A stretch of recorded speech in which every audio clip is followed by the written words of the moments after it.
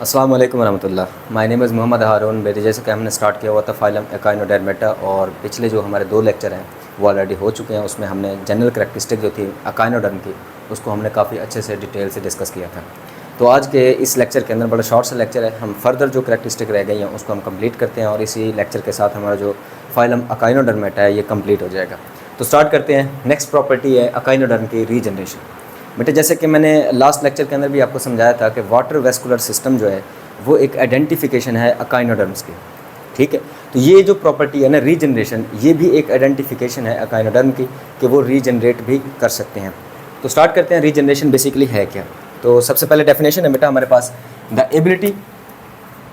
Ability to regain और recover the lost और injured part of the body, ठीक है। जो हिस्से कट गए या जो हिस्से जो है वो इंजर्ड हैं उनको दोबारा रीगेन या रिकवर करने की जो सलाहियत है उनको हम क्या कहते हैं, रीजनरेशन। यानी कि बॉडी के किसी भी सेगमेंट को, किसी भी पार्ट को जो कि लॉस्ट हो चुका है या फिर वो इंजर्ड हो चुका है, उसको जब दोबारा बनाते हैं ना जानदार, तो इस प्रोसेस को हम क्या कहते हैं बेटा, रीजनरेशन कहते हैं। तो रीजनरेशन हमें एकाइनोडर्म के अंदर देखने को मिलती है। तो यहाँ एग्जांपल के तौर पर रीजनरेशन के फिनोमेना को एक्सप्लेन करने के लिए हम यहाँ पर एग्जांपल के तौर पर लेंगे एस्ट्रियास रोबेंस। यानी मेरे कहने का मतलब ये हुआ कि यहाँ हम सी स्टार लेने लगे हैं एग्जाम्पल के तौर पर, ठीक है। तो सी स्टार के अंदर भी ये हमें प्रॉपर्टी देखने को मिलती है रीजनरेशन की जो प्रॉपर्टी है।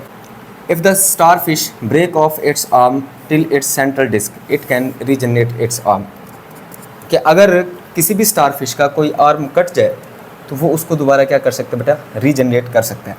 उसके बाद नेक्स्ट है कि if starfish is break off such that nerve ring is present in its half then each half develop into complete individual। यानी कि रीजनरेशन का प्रोसेस कुछ दो तरह से है। अगर तो ऐसा हुआ है कि स्टार फिश का कोई आर्म कट गया है लेकिन उसमें नर्व रिंग मौजूद नहीं है तो वो क्या करेगा, उस कटे हुए आर्म को दोबारा बना लेगा। अगर स्टार फिश इस हिसाब से कटा है कि हर हाफ के अंदर जो है वो नर्व रिंग मौजूद है तो फिर हर टुकड़ा एक नई स्टार फिश बना देगा, ठीक है, न्यू इंडिविजुअल बना देगा। यानी दोनों पार्ट को आप लोगों ने अच्छे तरीके से समझना है। पहले हिस्से में क्या था कि अगर जैसे यहाँ हम डायग्राम में देखते हैं, ये हमारे पास एक स्टार फिश है, क्लियर।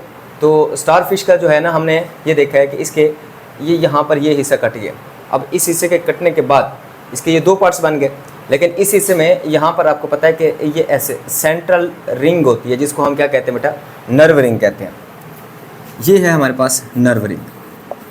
तो ये नर्व रिंग अगर हर हाफ में मौजूद है तो आप देख रहे हैं कि हर कटा हुआ हिस्सा जो है एक न्यू स्टार फिश बना रहा है, ठीक है। ये हिस्सा उसने रीग्रो किया हुआ है, इसका ये हिस्सा जो है इसने रीग्रो किया और नए इंडिविजुअल बन गए। लेकिन अगर ऐसा हुआ है कि कोई आर्म जो है वो कट गया तो फिर वो क्या कर सकता है, ये आर्म दोबारा रीजनरेट भी कर सकता है। तो ये बात याद रखनी है, अगर तो नर्व रिंग मौजूद होगी तो फिर ये न्यू इंडिविजुअल बनाएंगे, लेकिन अगर सिर्फ अपना आर्म कट करेंगे उसमें नर्व रिंग मौजूद ना हो तो फिर वो क्या करेंगे, अपना वो आर्म दोबारा रिग्रो कर लेंगे। यानी दोनों सलाहियत है, नया इंडिविजुअल भी बना सकते हैं इसके कटे हुए हिस्से, या दूसरा ये है कि वो कटा हुआ हिस्सा दोबारा रिकवर भी हो सकता है। तो ये जो प्रॉपर्टी थी रीजनरेशन, ये यहाँ तक कंप्लीट होती है। अब इसमें एकाइनोडर्म की जो एग्जांपल्स हैं वो आप लोगों ने याद रखनी है। सी लिलीज़ है, सी कुकुम्बर है, स्टार फिश है, ब्रिटल स्टार है और इसके अलावा सी अर्चन है। यहाँ पर आप कन्फ्यूज़ बड़े होते हैं स्टार फिश और ब्रिटल स्टार्स, ज़्यादातर स्टार फिश के मामले में। तो ये जो है ना इसको फ़िश समझ लेते हैं बच्चे, ये आप लोग MCQs गलत करते हैं। स्टार फिश जो है वो एकाइनोडर्म से बिलोंग करती है, क्लियर। ये इंपॉर्टेंट MCQs है जो आप लोगों को याद होना चाहिए। उसके बाद जो नेक्स्ट प्रॉपर्टी है बेटा वो है ईविसरेशन। ईविसरेशन भी हमें देखने को मिलती है एकाइनोडर्म के अंदर। अब यहाँ पर होता क्या है, जब भी कोई एकाइनोडर्म कोई उन पर जो है वो प्रीडेटर अटैक करता है, प्रीडेटर उन पर अटैक करता है तो फिर वो क्या करते हैं, अपने जो इंटरनल ऑर्गन है, इंटरनल ऑर्गन यानी कि सादा लफ्ज़ों में हम कहें ख़ास तौर पे अपना डाइजेस्टिव सिस्टम, वो क्या कर देते हैं, उसको रिमूव कर देते हैं फ्रॉम द बॉडी, रिमूव करते हैं फ्रॉम बॉडी, अपने जिस्म से बाहर फेंक देते हैं। तो जब भी कोई प्रीडेटर एकाइनोडर्म पे अटैक करता है, ख़ास तौर पे जैसे कि हमारे पास ऑक्टोपस है, वो क्या करते हैं, अपने इंटरनल ऑर्गन को निकाल के फेंक देते हैं। यानी हम सादा लफ्ज़ों में ये कह सकते हैं कि वो वोमिट कर देते हैं, लेकिन उस वोमिट में अपने अंदर वाले जो ऑर्गन्स हैं उनको निकाल के फेंक देंगे। इस प्रोसेस को हम क्या कहेंगे, ईविसरेशन। यानी इससे ये होगा कि प्रीडेटर उन हिस्सों की तरफ अटैक करेगा और ये अपनी जान बचा के भाग जाएंगे। वो हिस्से दोबारा तो ये रीग्रो कर सकते हैं क्योंकि रीजनरेशन का फिनोमिना है, लेकिन मुकम्मल जान ख़त्म करने के बजाय वो क्या करते हैं, अपने कुछ हिस्से लॉस कर देते हैं ताकि प्रीडेटर उन पर हमला करे और इनकी जान बच जाए और ये भाग जाते हैं। तो इस प्रॉपर्टी को हम क्या कहते हैं बेटा, इविसरेशन कहते हैं। तो इविसरेशन का प्रोसेस भी हमें अकाइनोडर्म के अंदर देखने को मिलता है। क्लियर? तो यहाँ तक ये जो प्रॉपर्टीज़ थी वन बाई वन ये हमने कंप्लीट कर लिया।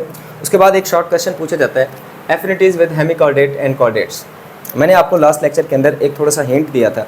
मैंने कहा था बेटा सिंपल होता यही है कि एवोल्यूशन के दौरान सिंपल ऑर्गेनिज्म जो है आगे कम्प्लेक्स में तब्दील होते जाते हैं, यानी हमें कम्प्लेक्सिटी देखने को मिलती है। ठीक है, तो इसको हम कहते हैं ये प्रोग्रेसिव एवोल्यूशन है। लेकिन यहाँ पर अकाइनोडर्म के चक्कर में ऐसा नहीं हुआ, यहाँ पर कम्प्लेक्सिटी से सिंपलिसिटी आ गई है, क्योंकि अकाइनोडर्म जो है बेटा वो मोर सिंपल है, वो ज़्यादा सादा है। तो इसको हम कहते हैं बेटा रेट्रोग्रेड एवोल्यूशन कहते हैं, यानी कि ऐसी एवोल्यूशन जो कम्प्लेक्स से किसकी तरफ है बेटा, सिंपलिसिटी की तरफ है, उसको हम रेट्रोग्रेड एवोल्यूशन कहते हैं। तो यहाँ हमें रेट्रोग्रेड एवोल्यूशन देखने को मिलती है। दूसरा ये कि आपको ये जस्ट इन्फॉर्मेशन मैंने दी थी, मैंने कहा था बेटा देखें अकाइनोडर्म सिंपल है और इनको जो है वो तो एनिलिडे से पहले आना चाहिए, लेकिन हम उसे हेमिकॉर्डेटा और कॉर्डेटा के करीब रख रहे हैं। ऐसा क्यों है, हम इसे वर्टिब्रेट के करीब क्यों लेकर जा रहे हैं? क्योंकि अकाइनोडर्म की बहुत सारी खसूसियात ऐसी होती हैं जो आगे वर्टिब्रेट से मिलती जुलती होती हैं, इसी वजह से इनकी पोजीशन यहाँ सेट है। इन वर्टिब्रेट से इसकी सिमिलैरिटी बहुत कम होती है, लेकिन वर्टिब्रेट से इसकी सिमिलैरिटी ज़्यादा होती है। तो वो क्या क्या सिमिलैरिटीज़ हैं वो ज़रा हम देखते हैं। Echinoderm comparatively simple by structural organisation and physiology, यानी स्ट्रक्चर के हिसाब से, ऑर्गेनाइजेशन के हिसाब से या फिजियोलॉजी के हिसाब से ये बड़े सिंपल होते हैं। ठीक है, तो इनकी जो प्लेस है डिज़र्व प्लेस बिलो एनिलिड्स, ये ऑब्जेक्टिव के लिए याद रखना है कि इनकी प्लेस कहाँ होनी चाहिए थी बेटा, एनिलिडस से बिलो होनी चाहिए थी। लेकिन they show striking resemblance with chordate and hemichordate, इनकी जो खसूसियात हैं वो कॉर्डेट और हेमिकॉर्डेट से ज़्यादा मिलती जुलती हैं, इसी वजह से हमने इनको कहाँ प्लेस किया हुआ बेटा, हेमिकॉर्डेट से पहले इनको प्लेस किया हुआ है, लोअर कॉर्डेट जिनको हम कहते हैं। क्लियर? तो वो कौन सी खसूसियात है जो उनसे मिलती जुलती हैं? Radial cleavage during development of embryo, embryonic development के अंदर वर्टिब्रेट के अंदर भी रेडियल क्लीवेज देखने को मिलती है, और जो अकाइनोडर्म है इनके अंदर भी रेडियल क्लीवेज होती है। अब रेडियल क्लीवेज पर बहुत बार ये लेक्चर हो चुका है। दूसरी जो सिमिलैरिटी है वो यही है कि जो वर्टिब्रेट हैं वो ड्यूटेरोस्टोम है और जो अकाइनोडर्म है ये भी ड्यूटेरोस्टोम है। ड्यूटेरोस्टोम कौन होते हैं? जिनके अंदर ब्लास्टोपोर से आगे एनस बने, उनको हम क्या कहते हैं बेटा, ड्यूटेरोस्टोम कहते हैं। तो वर्टिब्रेट भी ड्यूटेरोस्टोम में आते हैं और अकाइनोडर्म भी किस में आते हैं बेटा, ड्यूटेरोस्टोम में आते हैं।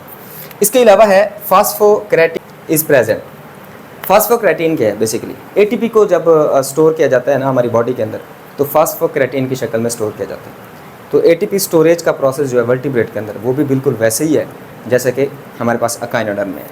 इसके अलावा वर्टिब्रेट के अंदर एंडोस्केलेटन होता है और यहाँ पर भी हमारे पास जो है बोनी ऑसिकल्स होते हैं, यानी कि एंडोस्केलेटन होता है। ये 4 सिमिलैरिटीज़ ऐसी हैं जो किससे मिलती जुलती हैं, वर्टिब्रेट से, तो इसलिए इनको वर्टिब्रेट के करीब रखा गया, वगरना इनके अंदर जितनी सिंपलिसिटी है इनको एनिलिडे से पहले आना चाहिए था। तो ये कुछ प्रॉपर्टीज़ जो हमारी रह गई थी अकाइनोडर्म की, इसको हमने आज मुकम्मल किया। तो इस लेक्चर के साथ आपका जो फाइलम अकाइनोडर्मेटा है ये कंप्लीट होता है। इंशाल्लाह नेक्स्ट लेक्चर के अंदर हमने जो हमारे पास फाइलम हेमिकॉर्डेट है उसको डिटेल से डिस्कस करेंगे। आज के लिए बस इतना ही है, इजाज़त दीजिए, अल्लाह हाफ़िज़।